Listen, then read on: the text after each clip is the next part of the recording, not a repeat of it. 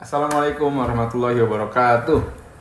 Welcome back to Misi Podcast, the space where we talk real, reflect deep, and bring you stories and conversations that matter.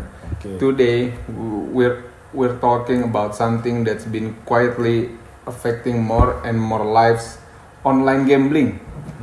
What used to be a shady place somewhere far away is now right in our hands, on our phones, in our homes, in our downtime. I'm not diving into this alone. I'm joined today by my good friends, Alfiandra Arya Saputra. He is not an expert, not an ustad, but someone who, like me, sees this happening around us. Thanks for being here, bro. Yes, Waalaikumsalam, bro. I'm very happy to join. Honestly, this topic is quite personal. We usually see it around our circles, friends, cousins, neighbors, even people we thought that wouldn't fall into the online gambling trap. So let's start with this. Gambling is not just poker or betting on races anymore. It's rebranded. Spin the wheel, top up to unlock, play for prize. It's become part of what looks like regular gaming. Yes, especially those apps that say earn real money while playing, and it sounds harmless, even tempting, but it's the same trick. People start small and then get hooked. And with social media platforms like TikTok, Instagram, and YouTube, it spreads faster. I saw this video the other day. Someone who's showing how they made millions in a week from a game. But of course, they didn't show how many people lost money trying to do the same. Yeah, some of those influencers are probably getting paid to promote the platforms, and people that trust them, it's really messed up, especially if there's a trustworthy influencer and they have a lot of followers. Exactly. And what's worse in the audience, teenagers, some even younger, they see flashy money and think, why not? And then let's talk about what happens after someone gets pulled into online gambling. Well, first it's the money.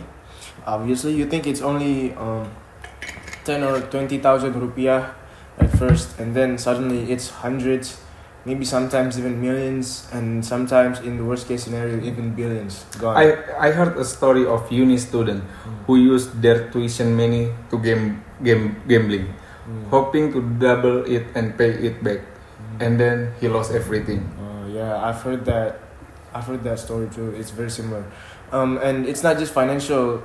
It's not just financially. People lose sleep too sometimes, and they isolate themselves, and some even fall into depression. It's like a type of silent killer. And the damage spreads. Family trust gets broken. People lie to cover their losses. Relationship gets strained. I actually knew someone who sold their phone, and then they borrowed another one just to keep gambling, and they used the money that they used from selling their phone, and that's when you know it's an addiction. Oh really? Yes. And then now, from the Islamic side, gambling is not just discouraged. It's forbidden. In Surah Al-Maidah ayat 90, Allah says, wahai orang-orang yang beriman, sesungguhnya minuman keras, berjudi, berkurban untuk berharap, dan mengundi nasib dengan anak panah adalah perbuatan keji dan termasuk perbuatan syaitan. Maka jauhilah perbuatan-perbuatan itu agar kamu beruntung. Yes, that verse is very clear. It literally says gambling is grouped with things like alcohol and things that harm your soul and your society overall. Exactly. Islam encourages us to earn money through halal ways. Work, trade, effort. Gambling is the opposite. It's taking risks based on chance, not effort. You're hoping to gain at the cost of someone else losing. And even if sometimes someone wins, they don't get peace. That money is not clean. It's not halal. It doesn't bring barakah, and most times people spend it fast and even maybe lose more trying to get that high again from winning jackpots. And let's be real, we can feel it when something we're doing is wrong. That internal guilt, that uneasiness that your fitrah telling you to stop. Yeah, and if we don't stop ourselves, it only gets worse. First your money, and then your time, and then your dignity. Okay, Indonesia has been seeing a big rise in online gambling lately, even though it's officially illegal. Why do you think it's happening to us so much? Well, first, it's got very easy access. Everyone has a smartphone now, and a lot of these platforms are disguised in normal apps. True, and I think desperations play a big part. When people are struggling financially, anything that promises quick money becomes tempting. Also, I think it's the lack of awareness.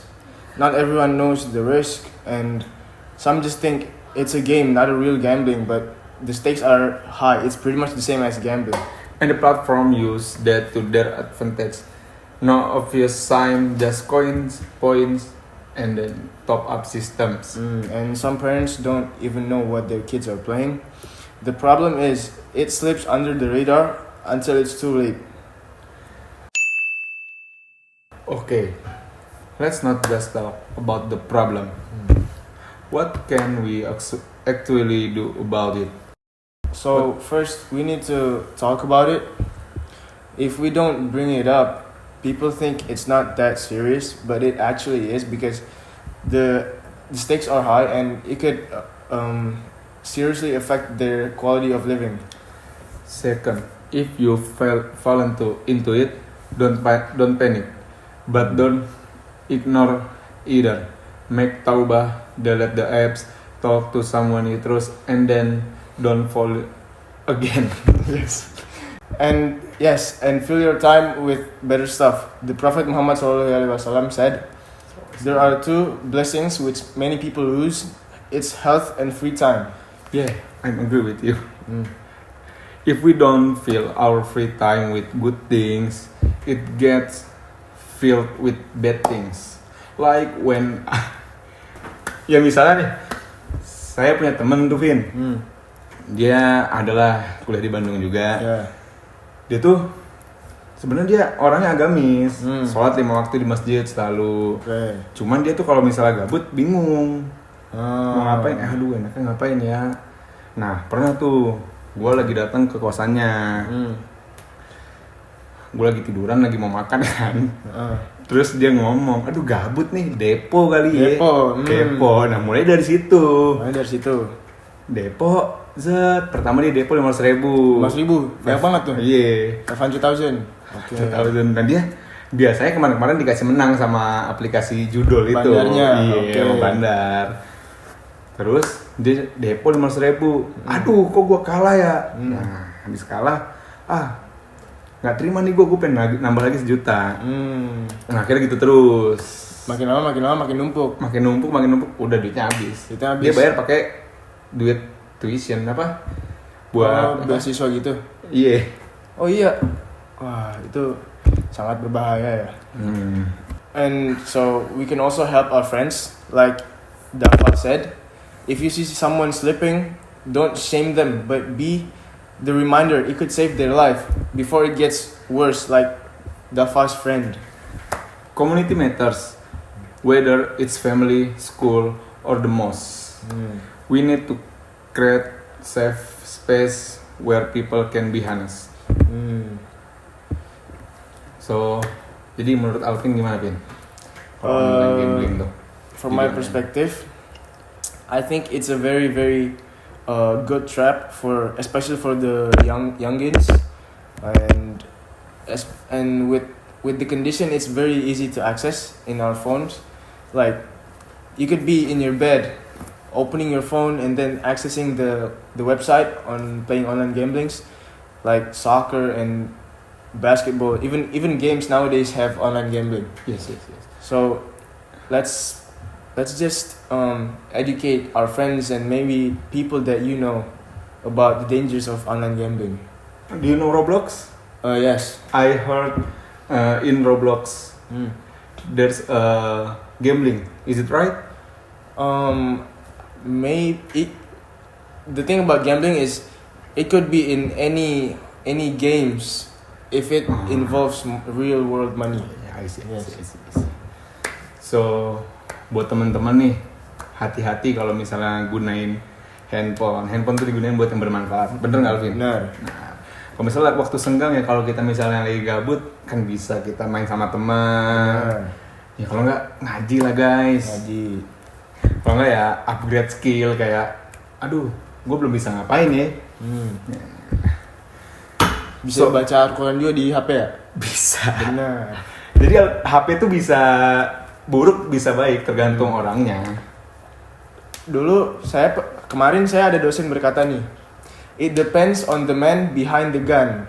Bab Ustadz Barzan. Iya, Pak Ustadz Barzan. Jadi itu mengingatkan kita bahwa apa aja itu bisa baik bisa buruk tergantung orang yang menggunakannya. Betul, setuju ya.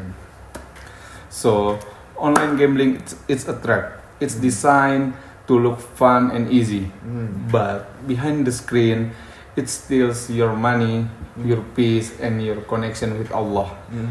Let's protect ourselves, protect each other and remember that true risk come from Allah. Through effort, not luck. Yes. We need to stay mindful, stay grounded, and if you're struggling, do not be afraid to ask for help. You are not alone in this.